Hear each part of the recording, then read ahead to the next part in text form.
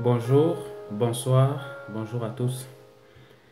Ça fait un bon bout que j'ai pas fait de vidéo et je suis satisfait du retour que j'ai eu par rapport aux vidéos précédentes concernant les études à l'étranger, principalement les études en Finlande. Je remercie donc tous. Je vous remercie pour tous vos encouragements et pour tous les messages ainsi que toutes les questions que vous avez envoyées. Certaines ont été répondues, d'autres pas.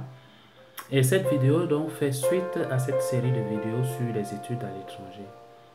Je tiens déjà à présenter tout mon soutien et toutes mes prières à ceux qui, dans le monde entier, essayent tant que peu d'étudier et de chercher le savoir et la connaissance avec les moyens qu'ils ont.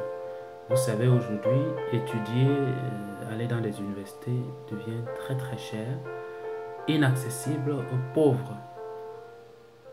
Mais c'est aussi une opportunité pour les plus vaillants de pouvoir percer et trouver la voie. Parce qu'on va à l'école, ce n'est pas forcément nécessaire d'aller à l'école pour avoir la connaissance. Ça, il faut le savoir et j'ai compris cela les dernières années parce que vous pouvez avoir la connaissance sans aller à l'école. C'est peut-être une opportunité pour vous de comprendre ça aussi. Pourquoi vous allez vous forcer à payer des études très chères alors que vous pouvez avoir la même connaissance sans aller à l'université et pourquoi pas même à l'école? Ça, c'est autre chose. La vidéo d'aujourd'hui était essentiellement consacrée à pouvoir expliquer comment faire pour étudier en Finlande principalement et vous expliquer un tout petit peu le système éducatif finlandais. Le système éducatif finlandais, en ce qui concerne les études supérieures, se divise en deux sous-parties, c'est-à-dire qu'il y a des études dans les universités et il y a les études dans les polytechniques. Et selon chacun de ces sous-systèmes, la procédure d'admission est différente. L'admission aux universités, par exemple, se fait sur études de dossier et par niveau, avec le diplôme de licence. C'est-à-dire que vous n'accéderez pas aux universités ici en tant qu'étudiant étranger venant étudier en anglais. Vous n'y accéderez pas si vous n'avez pas de licence. Donc, vous devez avoir une licence. Et là, vous entrez directement en doctorat. Excusez-moi, en master. Donc, vous devez avoir une licence pour accéder aux universités en Finlande. L'accès aux polytechniques requiert uniquement le niveau de baccalauréat. Si vous avez un baccalauréat, vous pouvez accéder aux polytechniques. Et les polytechniques, vous le savez, ont des formations, des cursus de formation sur 5 ans et autres. Ça, c'est autre chose. Le site internet général où vous pourrez trouver toutes les informations, toutes les méthodologies et toutes les ressources nécessaires pour vous renseigner sur les études en Finlande, c'est le site internet bien connu studyinfinland.fi. Tout attaché. www.studyinfinland.fi. Vous y allez, vous avez toutes les sections et toutes les rubriques pour vous aider et pour vous conseiller en ce qui concerne les études en Finlande. Vous avez il y a une rubrique consistant à vous expliquer ce que c'est que la destination finlandaise. C'est quoi ce pays et comment il est structuré. Vous apprendrez sur ce pays. La seconde section concerne qu'est-ce que vous pouvez étudier en Finlande. C'est-à-dire toutes les branches et toutes les disciplines de l'enseignement supérieur en Finlande sont répertoriées dans cette section. Tous les établissements d'enseignement supérieur et toutes leurs disciplines sont répertoriées là. Vous n'avez vraiment pas à vous casser la tête. Asseyez-vous et fouillez juste. La section suivante, c'est la section Where to Study. C'est-à-dire, on vous explique où est-ce que vous pouvez étudier dans le sud, dans le centre, à l'est, à l'ouest, à nord. Et on répertorie donc toutes les universités. C'est là. Vous n'avez qu'à cliquer et à regarder. La section suivante est consacrée how to study, comment étudier. Et là, on vous explique les différentes procédures, le baccalauréat, enfin, les admissions avec le baccalauréat, avec la licence, et avec le doctorat et autres. Les critères d'éligibilité vous sont expliqués. Ensuite, vous avez la rubrique consacrée aux tuition fees and scholarships, c'est-à-dire les frais d'études et les bourses. Concernant ces frais d'études, malheureusement, je suis au regret de vous annoncer que les études en Finlande pour les étrangers non membres de l'Union européenne, c'est-à-dire nous, les Africains et les Chinois et autres, les études en Finlande ne sont plus gratuites. Donc, à partir de cette année 2017, les étudiants devront payer pour étudier et les frais d'études varient entre 4 000 € et 20 000 € suivant le programme que vous choisissez. Je sais, c'est difficile, c'est un coup de poignard. Moi-même, ça m'attriste, mais c'est ça, c'est la réalité. Et la dernière section, c'est Practical Matter, c'est-à-dire les infos pratiques dont vous avez besoin lorsque vous arrivez en Finlande et autres. Donc vraiment, ce site internet Study in Finland est très important pour vous et incontournable si vous voulez étudier en Finlande. Donc, je parlais des universités donc, et des polytechniques. L'accès aux universités se fait sur étude de dossier et les documents dont vous aurez besoin sont les suivants. Il vous faut donc votre diplôme de licence. Il vous faut vos relevés de notes de licence qui contiennent toutes les matières que vous avez effectuées dans votre cursus de licence. Et bien sûr, tous ces documents doivent être en anglais ou traduits en anglais. Donc, vous devez traduire tous ces documents, que ce soit ces diplômes et ces relevés et les autres documents que je vais lister en bas. Tous ces documents doivent être en anglais ou traduits en anglais.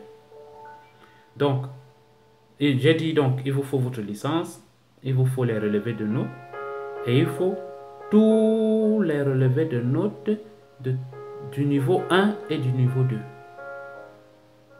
D'accord?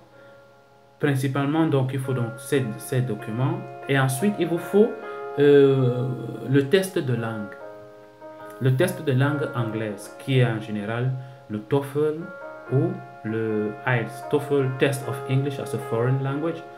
Et le IELTS, qui est le International English Language Testing System. Ce sont des tests qui mesurent votre aptitude à vous exprimer et à communiquer en anglais et surtout à étudier en anglais. En général, on demande une note minimum à ces tests pour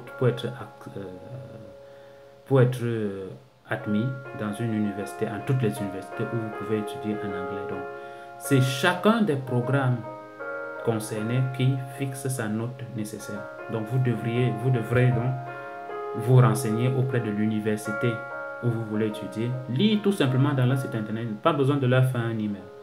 Lisez dans leur site internet. Ils vont lister toutes les conditions d'accès. Et parmi ces conditions d'accès, il y a les conditions liées à la langue. Dans ces conditions liées à la langue, vous avez donc la note qu'il faut, la note minimale. Pour mon cas, j'ai fait les sciences biologiques. On demandait une note minimale pour le IELTS que j'ai fait, une note minimale de 6,5 que j'ai bien sûr pu obtenir. Donc, vous devrez avoir, si vous n'avez pas la note minimale requise, il est fort probable qu'on ne vous acceptera pas. Donc, j'ai dit qu'il faut le diplôme, les relevés de notes, niveau 1, 2 et 3. Ensuite, il vous faut le test de langue avec la note requise. Et ensuite, après le test de langue, il vous faut un CV et une lettre de motivation. Le CV, oui, ça passe. Mais la lettre de motivation est importante parce que dans cette lettre de motivation, ils sont très spécifiques. Ils vous disent d'expliquer pourquoi vous voulez faire ce programme, pourquoi vous voulez étudier ce programme et dans cette université précise. Certains élargissent et dans le pays précis. Donc, vous devez expliquer tout ça, bien fait, en langue anglaise ou traduit en anglais. Ça, c'est un élément très important. Je pourrais faire une vidéo plus tard pour vous expliquer comment faire cette lettre de motivation. Elle est capitale. Tout votre dossier peut être bon, mais si vous n'arrivez pas à expliquer réellement pourquoi vous venez faire ce programme, ils vont dire que ce programme n'est pas fait pour vous. Donc, la lettre de motivation est très importante. Donc, vraiment, principalement, ça, ce sont les trois pièces centrales qu'il vous faut pour pouvoir postuler à une université finlandaise. Il vous faut les diplômes, entre parenthèses, licence et relevé de notes niveau 1, 2 et 3. Il vous faut le test de langue anglaise avec la note requise, minimum 6,5 pour les sciences biologiques. Je pense que pour les sciences mathématiques et autres, c'est un peu moins, peut-être 6, ça dépend des programmes. Et pour les sciences littéraires, on demande 7 minimum très souvent. Il vous faut ensuite une lettre de motivation et votre CV. En général, c'est ça. Donc, chaque programme aura d'autres pièces peut-être minimales qu'il vous faudra fournir. Je pense que maintenant que les études sont payantes, je pense que les universités...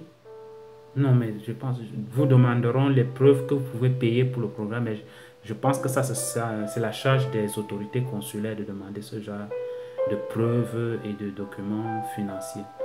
Donc voilà, bref résumé, les modalités nécessaires pour pouvoir étudier en Finlande. Bien sûr, ça ce sont des modalités pratiques, mais aussi il vous faut des modalités d'ordre personnel, telles que vos compétences, votre aptitude à vivre avec les gens, à voyager et à traverser le stress et à aller au-delà de vos limites. Ça, on pourra faire une vidéo plus tard pour vous expliquer ça. Parce que c'est nécessaire.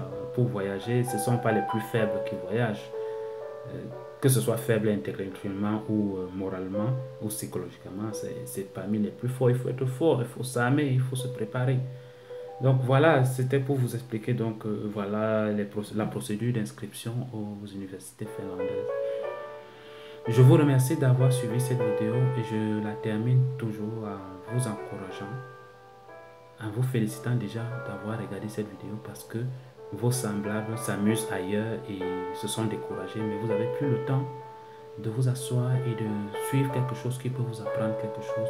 Je vous en remercie et je vous en félicite parce que l'effort que vous faites rebondit dans l'ensemble de l'humanité parce que c'est des lumières comme vous qui pourront éclairer cette terre et qui pourra amener à une humanité meilleure.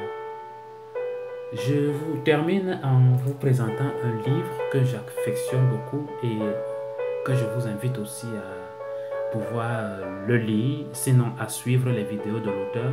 Le livre s'intitule La guérison du monde. Il est écrit par un auteur qui s'appelle Frédéric Lenoir. Le voilà. La guérison du monde. C'est un livre que je trouvais passionnant parce que ça parle de cette guérison du monde-là, de tous ces maux qu'on rencontre, tous ces problèmes qu'on rencontre. C'est une approche systémique qui est proposée. Vous aurez beau réfléchir pour pouvoir résoudre votre problème d'études à l'étranger, mais que ferez-vous de votre problème d'emploi, de sous-emploi, d'alimentation, de rapport social, d'environnement et de santé? C'est bien de pouvoir faire des études à l'étranger, de pouvoir étudier, avoir un doctorat, mais si vous ne savez pas prendre soin de votre corps, de votre santé, de votre alimentation, de votre vie sociale et autres, à quoi ça sert vos diplômes? Donc c'est pour ça que j'ai aimé ce livre et je vous invite vivement à pouvoir le lire. Frédéric Lenoir, La guérison du monde. Un petit paragraphe de la 4e de couverture dit ceci. L'homme est-il seulement un homo economitus? Notre monde est malade, mais la crise économique actuelle qui polarise toutes les attentions n'est qu'un symptôme des déséquilibres beaucoup plus profonds. La crise que nous traversons est systémique. Elle touche tous les secteurs de la vie humaine. Elle est liée à des bouleversements de nos modes de vie, sans doute aussi importants que ceux advenus au néolithique, lorsque l'être humain a cessé d'être nomade pour devenir sédentaire. Vous comprenez donc que c'est un livre assez profond qui nous invite à réfléchir de façon globale à notre vie. Et c'est à ça que l'éducation que nous cherchons devrait nous conduire. Pas seulement avoir des diplômes, rouler, carrosse et autres, mais pouvoir réfléchir sur les générations à venir, notre place dans le monde et la raison pour laquelle nous sommes venus dans cette vie. Est-ce que nous sommes venus pour avoir un doctorat ou nous sommes venus pour autre chose? C'est une quête personnelle et c'est à vous de la faire. Merci beaucoup. Très bonne journée. Toutes mes bénédictions et peace.